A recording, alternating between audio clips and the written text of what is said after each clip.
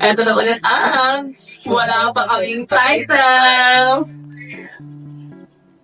So, ang topic natin ngayon ay... Ang topic Ang topic natin ngayon. Pinag-usapan sila doon. Kung magiging presidente ka ng bansa, anong gagawin mo? Hindi ako diplomatic person. Ay, tara. Napunta ka na agad doon siya. Hindi lang diplomatic. I-assume lang muna naman kunwari. Parang, as if it's money moments was leading the country. Napunta na agad sa diplomacy. Ganon siya kalalim. Sige, ikaw muna. Ba't ako? Go! Since ikaw nakaisip. Siguro, ang pinakamadaling gawin, pag naging president ako, ang unang kong gagawin talaga ay hygiene.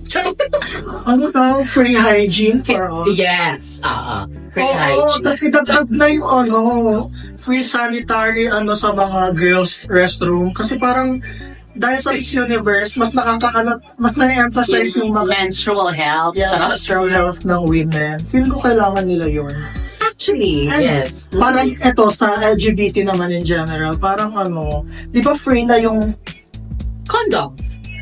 mga gano'n, Oo. pero parang pili pa rin, hindi siya parang like for example It's free pero hindi siya dinidistribute voluntarily. Like you have to get from organizations. Wherein dito sa Philippines, tabo pa rin naman yung mga Hindi siya something na halimbawa napunta ka sa office, pag pumunta ka sa ganito sa bawal, let's say napunta ka sa pantry, or napunta ka sa tas may reception, condom doon. may bowl doon na may condom dito. Oo. Hindi siya ganun. Sana maging ganun kung Na parang, we're ready for even in schools, Diba? dapat tinuturo na nga yun. even in schools, na parang hindi siya dapat tabo. Kasi part of hygiene din yun, number one. And then second, control. Yes. Aside sa birth Oo. control, second, control of the virus to spread. Diba? Na parang, we have to admit the fact na, threatening issue. Oo, And tumataas na. recently, happy talaga yung cases sobrang mataas. Tumataas na yung kids. So parang in a simple manner lang na magbigay ka ng way at access for people to prevent it to happen, you have to think of it. Pero kidding aside dun sa sinabi ko kanina hygiene, pero important din kasi yun, di ba? Na kailangan yung mga tao dun sa bansa is may sariling, kasi sa sarili mo mag-uumpisa yung orderly eh.